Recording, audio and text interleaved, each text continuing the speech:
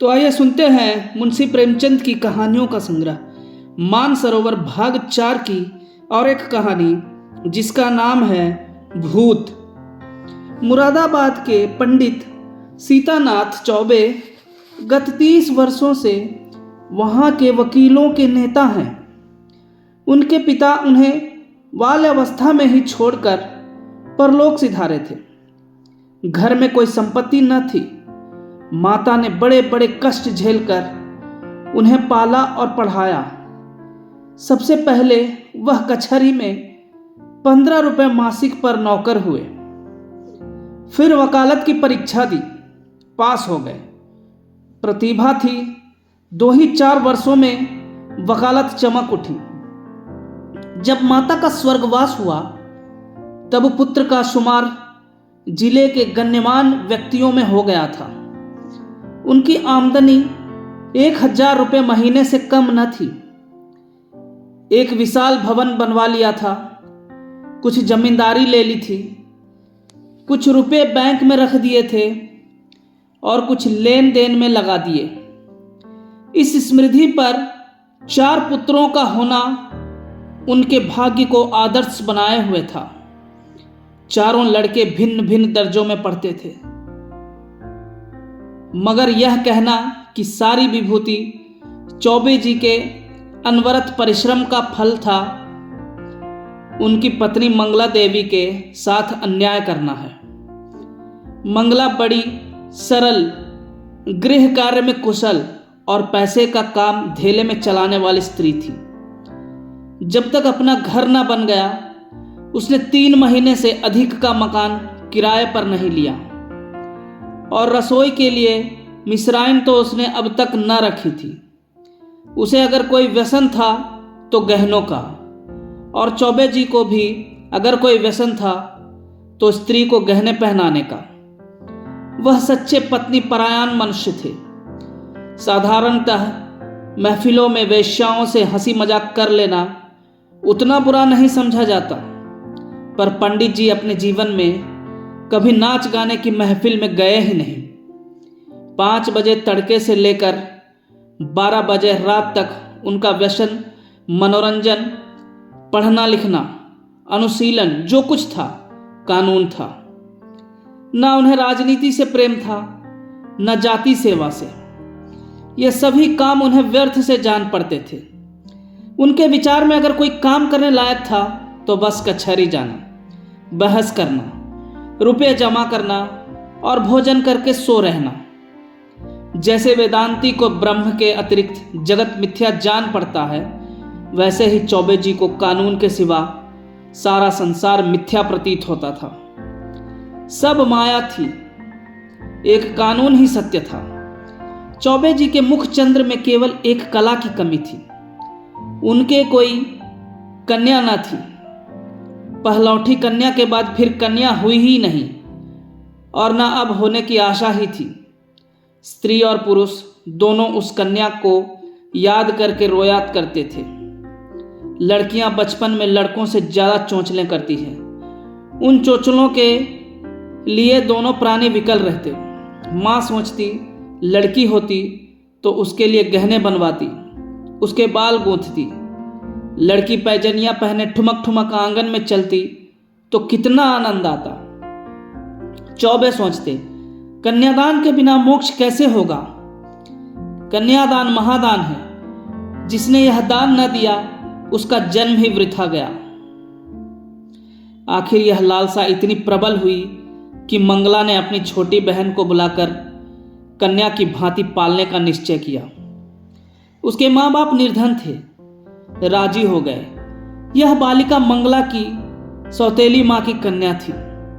बड़ी सुंदर और बड़ी चंचल थी। नाम था बिन्नी। चौबे जी का घर उसके आने से खिल उठा। 2-4 ही दिनों में लड़की अपने माँ बाप को भूल गई। उसकी उम्र तो केवल 4 वर्ष की थी, पर उसे खेलने की अपेक्षा कुछ काम करना अच्छा लगता था।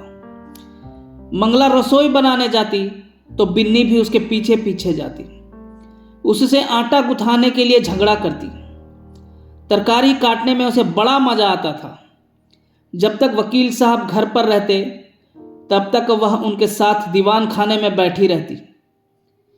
कभी किताब उलटती, कभी दवात कलम से खेलती। चौबे जी मुस्कुराकर कहते, बेटी मार खाओगी?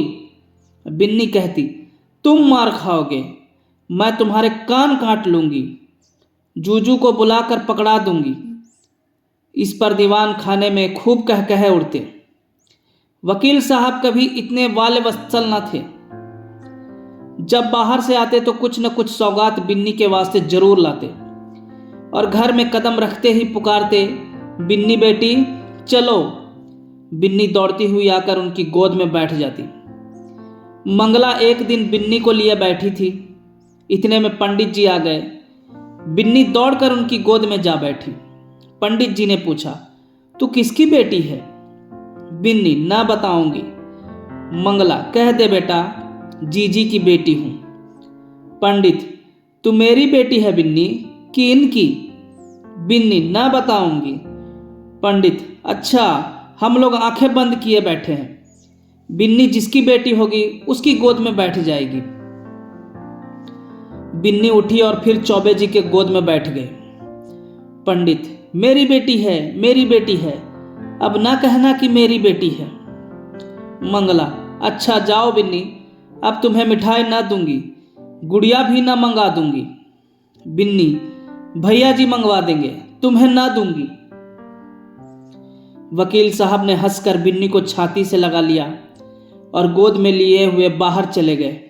वह अपने इष्ट मित्रों को भी बाल क्रीड़ा का रसास्वादन कराना चाहते थे। आज से जो कोई बिन्नी से पूछता कि तू किसकी बेटी है, तो बिन्नी चट कह देती, भैया की। एक बार बिन्नी का बाप आकर उसे अपने साथ ले गया।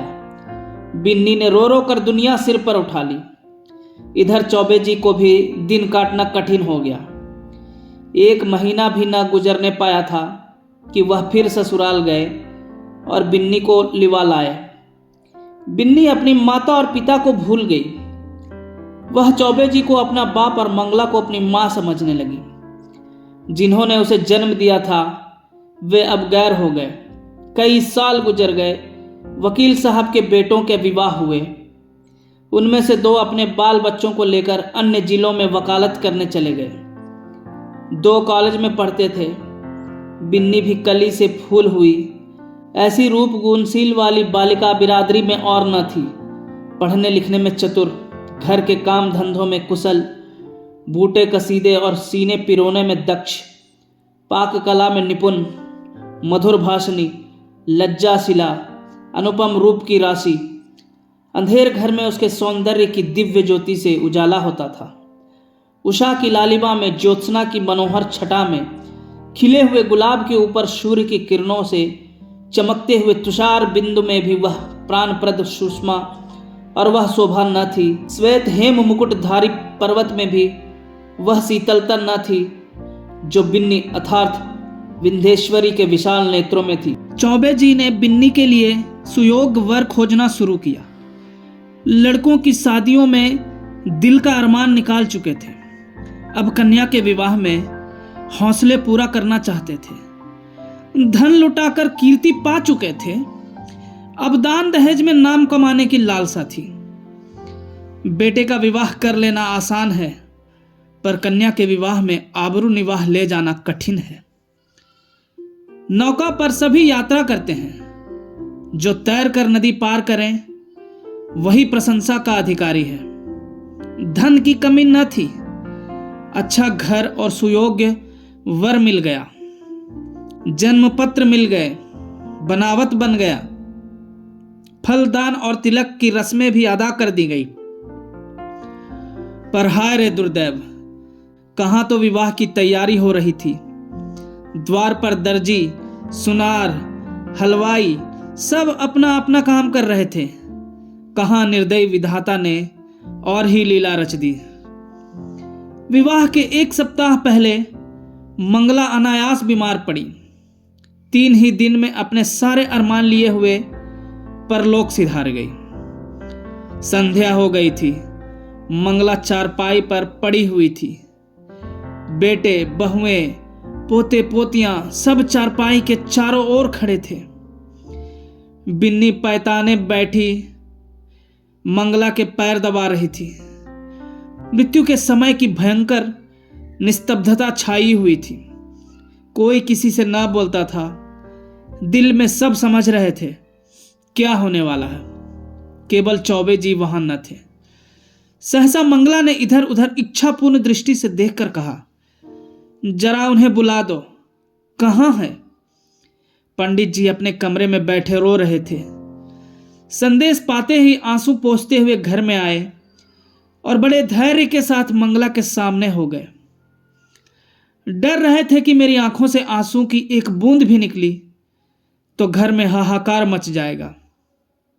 मंगला ने कहा, एक बात पूछती हूं, बुरा ना मानना, बिन्नी तुम्हारी कौन है? पंडित, बिन्नी कौन है? मेरी बेटी है, और कौन? मंगला, हाँ, मैं तुम्हारे मुंह से यही सुनना चाहती थी। उसे सदा अपनी बेटी समझते रहना। उसके विवाह के लिए मैंने जो जो तैयारियां की थी उनमें कुछ काट छांट मत करना। पंडित, इसकी कुछ चिंता ना करो। ईश्वर ने चाहा तो उससे कुछ ज्यादा धूमधाम के साथ विवाह होगा। मंगला, उसे हमेशा बुलाते रहना। तीज त्योहार में कभी मत भूलना। पंडित, इन बातों की मुझे याद दिलाने की जरूरत नहीं। मंगला ने कुछ सोचकर फिर कहा, इसी साल विवाह कर देना। पंडित, इस साल कैसे होगा? मंगला, यह फागुन का महीना है, जेठ तक लगन है। पंडित, हो सकेगा तो इसी साल कर दूंगा। मंगला, हो सकने की बात नहीं, जरूर कर देना। पंडित, कर दूंगा। इसके बाद गोदान की तैयारी होने लगी। बुढ़ापे में पत्नी का मरना, बरसात में घर का गिरना है, फिर उसके बनने की आशा नहीं होती। मंगला की मृत्यु से पंडित जी का जीवन अनियमित और विशृंखल सा हो गया। लोगों से मिलना जुलना छूट गया। कई कई दिन कचहरी ही ना जाते भी तो बड़े आग्रह से। भोजन से अरुचि हो गई। विंध्येश्वरी उनकी दशा देख देख कर दिल में कुढ़ती और यथासाध्य उनका दिल बहलाने की चेष्टा किया करती थी। वह उन्हें पुराणों की कथाएं पढ़कर सुनाती, उनके लिए तरह तरह की भोजन सामग्री पकाती और उन्हें आग्रह अनुरोध के साथ खिलाती थी। जब तक वह ना खा लेते आप कुछ ना खाती थी। गर्मी के दिन थे ही। रात को बड़ी देर तक उनके पैताने बैठी पंखा जला करती और जब तक वह ना सो जाते तब तक आप भी सोने ना जाती। वह जरा भी सिर दर्द की शिकायत करते तो तुरंत उनके सिर में तेल डालती। यहां तक कि रात को जब उन्हें प्यास लगती तब खुद दौड़कर आती और उन्हें पानी पिलाती। धीरे धीरे चौबे जी के हृदय में मंगला केवल एक सुख की स्मृति रह गई। एक दिन चौबे जी ने बिन्नी को मंगला के सब गहने दे दिए। मंगला का यह अंतिम आदेश था। बिन्नी फूली ना समाई। उसने उस दिन खूब बनाव श्रृंगार किया। जब संध्या के समय पंडित जी कचहरी से आए तो वह गहनों से लदी हुई उनके सामने कुछ लजाती और मुस्कुराती हुई आकर खड़ी हो गई। पंडित जी ने सतृष्ण नेत्रों से देखा। विंध्येश्वरी के प्रति अब उनके मन में एक नया भाव अंकुरित हो रहा था। मंगला जब तक जीवित थी वह उनसे पिता पुत्री के भाव को सजग और पुष्ट कराती रहती थी। अब मंगला न थी, अतएव वह भाव दिन दिन शिथिल होता जाता था। मंगला के सामने बिन्नी एक बालिका थी। मंगला की अनुपस्थिति में वह एक रूपवती युवती थी। लेकिन सरल हृदया बिन्नी को इसकी रत्ती भर भी खबर न थी कि भैया के भावों में क्या परिवर्तन हो रहा है। उसके लिए वह वही पिता के तुल्य भैया थे। वह पुरुषों के स्वभाव से अनभिज्ञ थी। नारी चरित्र में अवस्था के साथ मातृत्व का भाव दृढ़ होता जाता है। यहां तक कि एक समय ऐसा आता है जब नारी की दृष्टि में युवक मात्र पुत्र तुल्य हो जाते हैं। उसके मन में विषय वासना का लेस भी नहीं रह जाता। किंतु पुरुषों में यह अवस्था कभी नहीं आती। उनकी कामेंद्रियां क्रियाहीन भले ही हो जाए, पर विषय वासना संभवतः और भी बलवती हो जाती है। पुरुष वासनाओं से कभी मुक्त नहीं हो पाता, बल्कि ज्यों-ज्यों अवस्था ढलती है त्यों-त्यों ग्रीष्म ऋतु के अंतिम काल की भांति उसकी वासना की गर्मी भी प्रचंड होती जाती है। वह तृप्ति के लिए नीच साधनों का सहारा लेने को भी प्रस्तुत हो जाता है। जवानी में मनुष्य इतना नहीं गिरता, उसके चरित्र में गर्व की मात्रा अधिक रहती है। जो नीच साधनों से घृणा करता है वह किसी के घर में घुसने के लिए जबरदस्ती कर सकता है, किंतु परनाले के रास्ते नहीं जा सकता। पंडित जी ने बिन्नी को सतृष्णा नेत्रों से देखा और फिर अपनी इस उच्छृंखलता पर लज्जित होकर आंखें नीची कर ली। बिन्नी इसका कुछ मतलब न समझ सकी। पंडित जी बोले, तुम्हें देखकर मुझे मंगला की उस समय की याद आ रही है जब वह विवाह के समय यहाँ आई थी। बिल्कुल ऐसी सूरत थी, यही गोरा रंग, यही प्रसन्न मुख, यही कोमल गाल, यही लजीली आंखें। वह चित्र अभी तक मेरे हृदय पट पर खींचा हुआ है, कभी नहीं मिट सकता। ईश्वर ने तुम्हारे रूप में मेरी मंगला मुझे फिर दे दी। बिन्नी, आपके लिए क्या जलपान लाऊं? पंडित, ले आना, अभी बैठो, मैं बहुत दुखी हूं। तुमने मेरे शोक को भुला दिया है। वास्तव में तुमने मुझे जिला लिया, नहीं तो मुझे आशा न थी कि मंगला के पीछे मैं जीवित रहूंगा। तुमने प्राण दान दिया है, नहीं जानता तुम्हारे चले जाने पर मेरी क्या दशा होगी। बिन्नी, कहाँ चले जाने के बाद? मैं तो कहीं नहीं जा रही हूं। पंडित, क्यों? तुम्हारे विवाह की तिथि आ रही है, चली ही जाओगी। बिन्नी सकुचाती हुई, ऐसी जल्दी क्या है? पंडित, जल्दी क्यों नहीं, जमाना हंसेगा। बिन्नी, हंसने दीजिए, मैं यहीं आपकी सेवा करती रहूंगी। पंडित, नहीं बिन्नी, मेरे लिए तुम क्यों हलकान होगी? मैं अभागा हूं। जब तक जिंदगी है जीऊंगा, चाहे रोकर जीऊं चाहे हंसकर। हंसी मेरे भाग्य से उठ गई। तुमने इतने दिनों संभाल लिया, यही क्या कम एहसान किया? मैं यह जानता हूं कि तुम्हारे जाने के बाद कोई मेरी खबर लेने वाला नहीं रहेगा। यह घर तहस नहस हो जाएगा और मुझे घर छोड़कर भागना पड़ेगा। पर क्या किया जाए, लाचारी है। तुम्हारे बिना अब मैं यहां क्षण भर भी नहीं रह सकता। मंगला की खाली जगह तो तुमने पूरी की, अब तुम्हारा स्थान कौन पूरा करेगा? बिन्नी, क्या इस साल रुक नहीं सकता? मैं इस दशा में आपको छोड़कर ना जाऊंगी। पंडित, अपने बस की बात तो नहीं, वे लोग आग्रह करेंगे तो मजबूर होकर करना ही पड़ेगा। बिन्नी, बहुत जल्दी मचाएं तो आप कह दीजिएगा, अब नहीं करेंगे। उन लोगों के जी में जो आए करें, यहां कोई उनका दबैल बैठा हुआ है? पंडित, वे लोग अभी से आग्रह कर रहे हैं। बिन्नी, आप फटकार क्यों नहीं देते? पंडित, करना तो है ही, फिर विलंब क्यों करूं? यह दुख और वियोग तो एक दिन होना ही है। अपनी विपत्ति का भार तुम्हारे सिर क्यों रखूं? बिन्नी, दुख सुख में काम ना आऊंगी तो और किस दिन काम आऊंगी? पंडित जी के मन में कई दिनों तक घोर संग्राम होता रहा। वह अब बिन्नी को पिता की दृष्टि से न देख सकते थे। बिन्नी अब मंगला की बहन और उनकी साली थी। जमाना हंसेगा तो हंसे, जिंदगी तो आनंद से गुजरेगी। उनकी भावनाएं कभी इतनी उल्लासमयी न थी। उन्हें अपने अंगों में फिर जवानी की स्फूर्ति का अनुभव हो रहा था। वह सोचते, बिन्नी को मैं अपनी पुत्री समझता था, पर वह मेरी पुत्री है तो नहीं। इस तरह समझने से क्या होता है? कौन जाने ईश्वर को यही मंजूर हो, नहीं तो बिन्नी यहां आती ही क्यों? उसने इसी बहाने से यह संयोग निश्चित कर दिया होगा। उसकी लीला तो अपरंपार है। पंडित जी ने वर के पिता को सूचना दे दी कि कुछ विशेष कारणों से इस साल विवाह नहीं हो सकता। विंध्येश्वरी को अभी तक कुछ खबर न थी कि मेरे लिए क्या क्या षड्यंत्र रचे जा रहे हैं। वह खुश थी कि मैं भैया जी की सेवा कर रही हूं और भैया जी मुझसे प्रसन्न हैं। बहन का इन्हें बड़ा दुख है।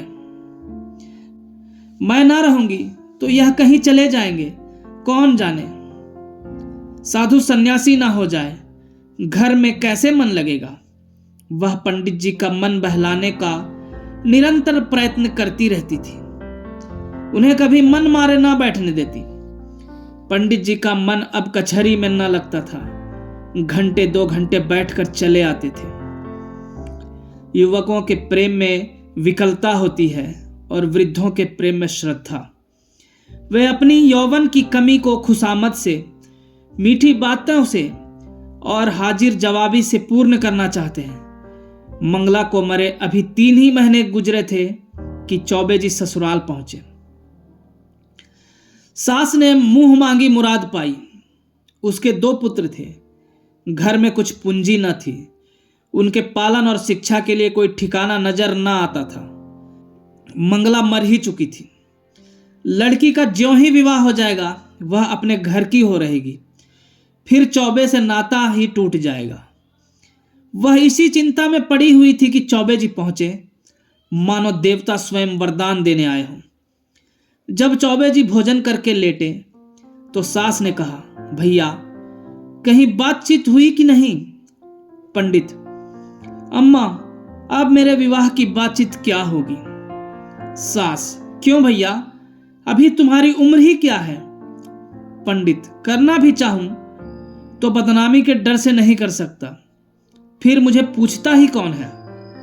सास, पूछने को हजारों हैं, दूर क्यों जाऊं, अपने घर ही में लड़की बैठी है। सुना है तुमने मंगला के सब गहने बिन्नी को दे दिए हैं। कहीं और विवाह हुआ तो ये कई हजार की चीजें तुम्हारे हाथों से निकल जाएंगी। तुमसे अच्छा घर मैं कहां पाऊंगी। तुम उसे अंगीकार कर लो तो मैं तर जाऊं। अंधा क्या मांगे 2 आंखें। चौबे जी ने मानो विवश होकर सास की प्रार्थना स्वीकार कर ली। बिन्नी अपने गांव के कच्चे मकान में अपनी मां के पास बैठी हुई है। अब के चौबे जी ने उसकी सेवा के लिए एक लौंडी भी साथ कर दी है। विंध्येश्वरी के दोनों छोटे भाई विस्मित हो होकर उसके आभूषणों को देख रहे हैं। गांव की और कई स्त्रियां उसे देखने आई हुई है और उसके रूप लावण्य का विकास देखकर चकित हो रही हैं। यह वही बिन्नी है जो यहां मोटी फरिया पहने खेला करती थी। रंग रूप कैसा निखर आया है। सुख की देह है ना। जब भीड़ कम हुई, एकांत हुआ, तो माता ने पूछा, तेरे भैया जी तो अच्छी तरह है ना बेटी। यहां आए थे तो बहुत दुखी थे। मंगला का शोक उन्हें खाए जाता है। संसार में ऐसे मर्द भी होते हैं जो स्त्री के लिए प्राण दे देते हैं, नहीं तो यहां स्त्री मरी और चट दूसरा ब्याह रचाया गया। मानो मनाते रहते हैं कि यह मरे तो नई नवेली बहू घर लाए। विंध्या, उन्हें याद करके रोया करते हैं, चली आई हूं, ना जाने कैसे होंगे। माता, मुझे तो डर लगता है कि तेरा ब्याह हो जाने पर कहीं घबराकर साधु फकीर ना हो जाए। विंध्या, मुझे भी तो यही डर लगता है, इसी से तो मैंने कह दिया कि अभी जल्दी क्या है। माता, जितने ही दिन उनकी सेवा करोगी उतना ही उनका स्नेह बढ़ेगा और तुम्हारे जाने से उन्हें उतना ही दुख भी अधिक होगा।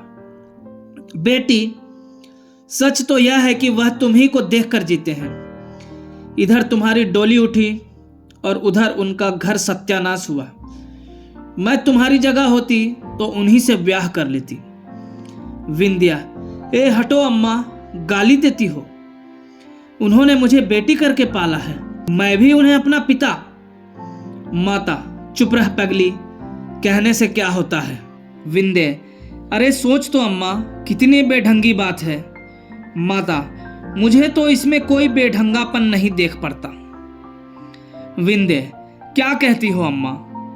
उनसे मैं तो लाज के मारे मर जाऊं, उनके सामने ताक ना सकूं, वह भी कभी ना मानेंगे। मानने की बात भी हो कोई? माता, उनका जिम्मा मैं लेती हूं, मैं उन्हें राजी कर लूंगी, तू राजी हो जा। याद रख, यह कोई हंसी खुशी का ब्याह नहीं है, उनकी प्राण रक्षा की बात है, जिसके सिवा संसार में हमारा और कोई नहीं। फिर अभी उनकी कुछ ऐसी उम्र भी तो नहीं है, 50 से 2 ही 4 साल ऊपर होंगे। उन्होंने एक ज्योतिषी से पूछा भी था, उसने उनकी कुंडली देखकर बताया है कि आपकी जिंदगी कम से कम 20 वर्ष की है। देखने सुनने में भी वह 100-200 में एक आदमी है।